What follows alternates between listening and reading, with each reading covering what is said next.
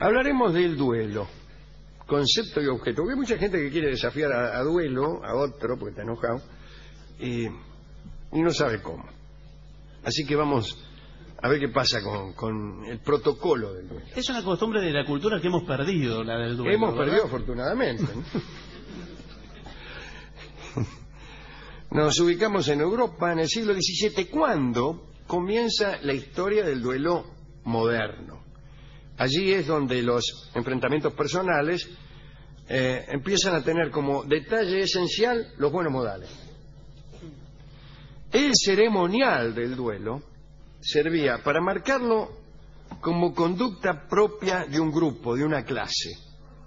Si la aristocracia quería sobrevivir y conservar unos privilegios cada vez menos justificados, bueno, debía distinguirse por una conducta apropiada, para que el plebeyo pudiera distinguir esa conducta como un signo de superioridad. Lo que provocaba una lucha podía ser insignificante, pero el propio duelo se convirtió en un ritual, tan formal como una misa. Y este ritual ennoblecía la disputa, aunque fuera una disputa banal y vulgar. Aquí me gustaría establecer una sutil diferencia entre esta aristocracia, que se esforzaba como clase por sobrevivir, y la nobleza en el sentido espiritual, que también elige distinguirse por una conducta. Estoy citando a Ortega, ¿no? La criatura vulgar reconoce esa distinción de la conducta como una prueba de superioridad. Pero más que nada, la criatura noble, dice Ortega, elige una forma de conducta, aun cuando sepa que esa forma de conducta no va a ser reconocida por la criatura vulgar. No lo hace para conservar privilegios tampoco. La verdadera nobleza, dice Ortega, tiende a creer que en caso de que se le discutieran los eventuales privilegios, los mismos serían reconocidos enseguida apenas la criatura noble se lo propusiese. Esa es la idea de la criatura noble por contraposición al hombre masa, dice él, en La rebelión de las masas. La criatura vulgar, en cambio, no se esfuerza en una conducta superior. Por el contrario, está siempre pidiendo excepciones, tratando de hacer poco, de evadir responsabilidades, etcétera, ¿no? Trata de no remitirse a una instancia superior nunca, mientras que la criatura noble busca instancias superiores a las que remitirse y busca algo que sea difícil de hacer para hacerlo. La aristocracia, esta aristocracia de clase, se propone conservar privilegios, pero el noble de espíritu encuentra privilegio en su propia conducta, su propia búsqueda de la excelencia es ya su premio. Bueno, pero en otra cosa, ¿no? El duelo solo estaba permitido a los caballeros, no por ley, sino porque no permitían a quienes no eran caballeros participar de un duelo. Algunas características. Durante un tiempo anterior, en la Edad Media, no ese tiempo de justas y torneos, las peleas se hacían en público, las competencias, pero en el duelo moderno los hombres luchaban en sitios apartados y de a pie. Sin embargo, el público, aunque no estuviera presente, presionaba porque los resultados de un duelo se volvían tema principal entre las personas de cualquier ciudad. Un caballero no podía tomar represalias mediante la fuerza bruta contra quien lo ofendiera. Debían intercambiar tarjetas, designar a un padrino y estar preparado para presentarse a intercambiar estocadas o disparos. Los desafíos escritos debían presentarse en un lenguaje cortés. Señor Gillespie, me siento ofendido por su conducta, de manera que lo esperaré en el lugar que usted designe para enfrentarlo. Nada, vos sos un atorrante que cuando te agarre te voy a bajar los dientes, compadrito, todo eso no. Bien. Los duelistas debían saludarse antes de iniciar el combate. ¿Cómo le va? ¿Qué dice? Bien. Nada de que te tenían que agarrar porque ya te le ibas al humo. Come que lo mato, no. Había que sostener el enojo, ¿no? Porque yo me imagino hay gente que es media leche hervida, por decirlo de alguna manera. Después se le pasaba. Se le pasa enseguida y cuando llega el momento del duelo ya no pasa Ya no le nada, importa, está claro. todo bien con vos. Sí, sí. Es que le interesaba más la ceremonia del duelo, quizás, Claro. que todo eso, ¿no? Había testigos. ¿Para qué? Para atestiguar que vos te comportaras bien en el duelo. Estaban por lo menos los padrinos. El deber principal de los padrinos era garantizar la transparencia de la disputa. Nada que yo te agarraba con una ametralladora, no. La ubicación de los duelistas, bueno, todas esas cosas técnicas también Los eran. pasos que daban, Los pasos ¿no? que daban. También los padrinos tenían que tratar de encontrar una solución pacífica. Por lo menos decían, che, ¿no se quieren amigar? No. Bueno, listo. Los duelos se hacían siempre al amanecer. Malo, mala cosa. En París, los jardines del Palais Royal fueron por mucho tiempo el terreno habitual de los duelos. Siempre había, incluso en los cafés, de por ahí cerca, una especie de galerías tiene ahí, había provisión de pistolas o de espadas de duelo por si faltaba alguna. Iban a un boliche, che, prestame una espada que aquí hay dos que se quieren matar. Los padrinos debían decidir, además, cómo se daría la señal para el inicio del combate. Podía ser una palabra, dejar caer un pañuelo al piso, yo qué sé. En Inglaterra se lanzaba una moneda para decidir quién debía disparar primero. Después empezó a aceptarse que ambos dispararan a la vez. Allá por el 1800 las pistolas empezaron a ser más fiables, porque antes casi siempre fallaban. Si ambos fallaban el tiro en los duelos a pistola, podían volver a citarse o abandonar la disputa. Y decir, bueno, ¿ya está? No, sigo enojado. Bueno, muy bien, mañana. Qué bárbaro, qué frialdad, ¿no? ¿A qué distancia se ponían los duelistas en los duelos de pistola? 18 metros. 18 metros. ¿Y alguien le erraba a esa distancia? Y parece que sí. Claro, porque eran Pero en pistola, medio que le apuntabas al cura, le pegabas al campanario. Otro deber de los padrinos era encargarse de que hubiera un médico cerca, aunque no mirando. El médico no podía ir de vedosa. Tenía que estar cerca, ponerle en el boliche de la otra cuadra. Tampoco podía haber un cura. ¿Por qué? Porque la iglesia condenaba el duelo. Entonces no iba a estar el cura ahí. Claro. Duelistas y padrinos eran como actores que cuidaban los papeles dispuestos. Cada palabra, cada gesto estaba hasta ensayado con esmero para producir un efecto de impasibilidad. Aparecer impasible ante la posibilidad de morir. ¿Esto por qué? Porque querían tener modales de clase. Querían tener esos modales.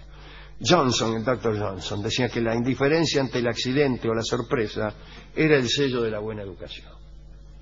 Contamos algunos duelos. Tenemos algunos duelos piolas. Giacomo Casanova, en Varsovia, en 1776. Parece que Casanova se había hecho amigo del rey de Polonia, Stanislao, y lo invitaron al teatro. Casanova se sentó al lado del monarca, en el palco de honor. Bueno, y en la obra participaba una piamontesa llamada Sofía, de la que Giacomo se enamoró. Dice, ¿quién es ella? Mira, dice, Sofía. Dijo, bien. Cuando la obra terminó, el tipo fue a saludarla. Y ella le reprochó no haberla visitado antes. Parece que medio se conocían, no sé. Pero ahí nomás se besaron. Ahí nomás empezaron a besarse. Y en ese momento, ¿quién aparece? El marido, el conde Granicki, gran oficial de la corona polaca y esposo de Sofía. Momento, que voy a prender el... Esto le cayó pésimo. Le cayó pésimo a todos. Ahí está, ese ruido quería hacer. Y detuvo el beso. Y sí. Momento, dijo. Y claro. Y le dijo a Giacomo Casanova, por lo visto, el señor tiene pretensiones sobre esta dama. Y sí. El diálogo es extraordinario. Casanova respondió, efectivamente, importuno a su excelencia? Y Granicki le dijo, muchísimo. Yo la amo también y no me gustan los rivales. Casanova se apartó de Sofía y dijo, con enorme ironía, que se la cedía a él en ese mismo momento.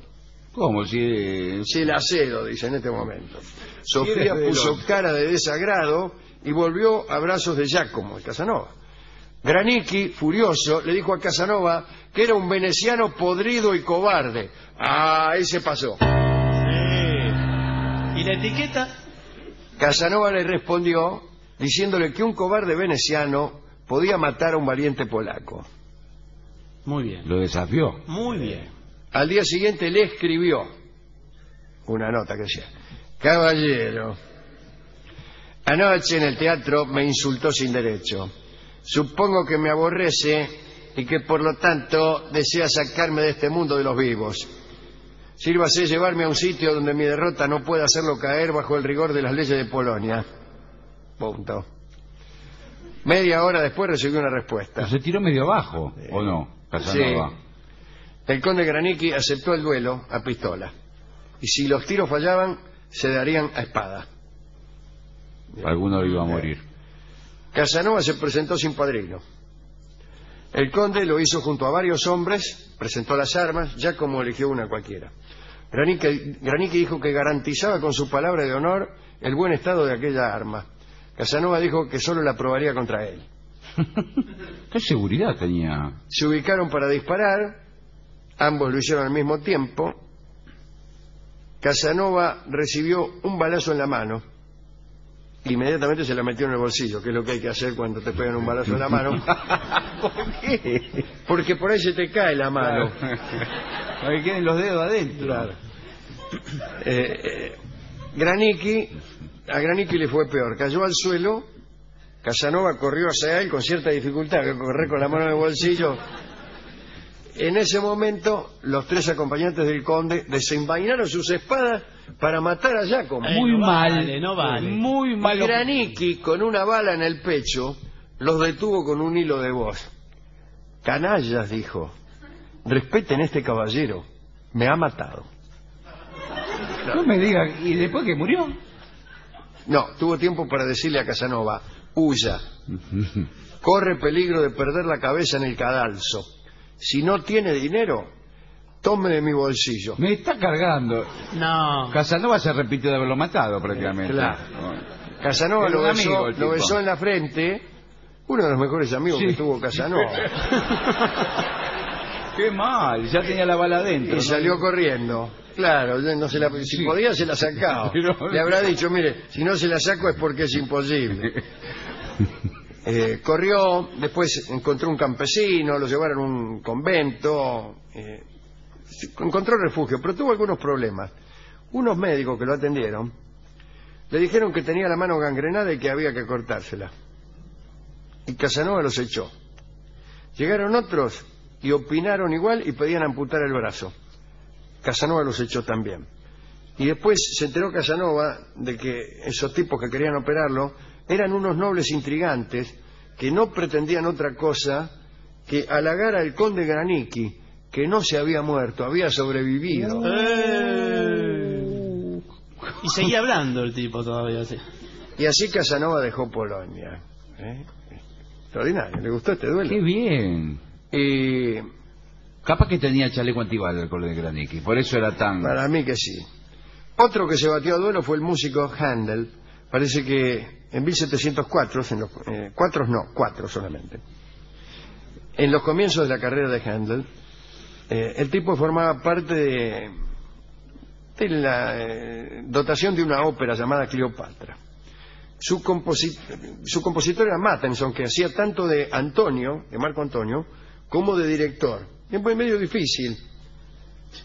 Será de director de puesta, de regisseur. Claro. No de director de orquesta, porque imagínense, no vas a estar actuando Y dirigiendo la orquesta a la cantando, y al mismo tiempo con un cosito dirigiendo a los músicos. No está bien. Y muy bien, en la ópera Antonio muere, y después de la muerte de Marco Antonio, vino Matterson y quiso ocupar el lugar de Händel en el clavicordio. Dijo, déjame a mí que sigo tocando yo. Händel se negó a cederle el lugar y ofendido, Matterson lo esperó. Cuando terminó la obra lo retó a duelo. Por un clavicordio de porquería. Händel aceptó el desafío. Matterson podría haber muerto por segunda vez esa noche si la providencia no hubiera hecho que la espada de Händel chocara con un botón de la chaqueta de Matterson. La espada se rompió, el golpe hirió apenas al duelista y lo dejaron ahí. Último duelo. Esos eran botones, ¿no? Botones de... No, ahora que te pegan. Los que tengo yo de las camisas se me rompen solos, se me rompen. Lo mandás al laverrás y te vienen todos los botones por la mitad. El último duelo fue protagonizado por Alexander Pushkin. En algunas obras de Pushkin aparece La hija del capitán, por ejemplo, aparecen algunos duelos, pero acá hubo uno en la vida real, en su vida.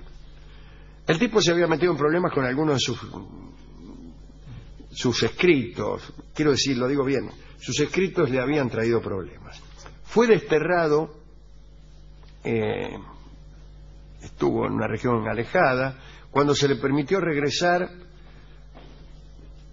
el zar Nicolás le brindó su favor, pues le gustaba patrocinar las letras rusas. Parece que la esposa de Pushkin, llamada Natalia, también recibía algunos favores imperiales y de otros personajes. En 1836, un escritor anónimo envió unas copias a Pushkin en las que se le informaba que era un cornudo. Natalia parece que se había sentido atraída por un joven francés llamado Georges Danté.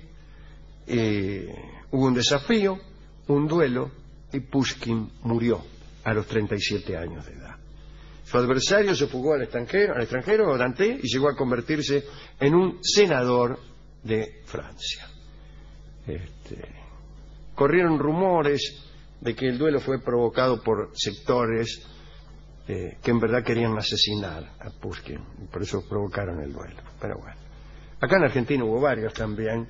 Yo recuerdo en Belgrano había una casa donde, ya hablaremos de eso, se batía mucho a duelo. Se batieron un día Alfredo Palacios, que era dirigente socialista, se batía mucho a duelo, y un día se batió con don Arturo Jauretche. Escucharemos, en atención a la indiferencia que hay que observar cuando uno está por batirse, el tango que se llama Indiferencia, y que será interpretado por mí mismo porque estamos un poco apurados. Adelante.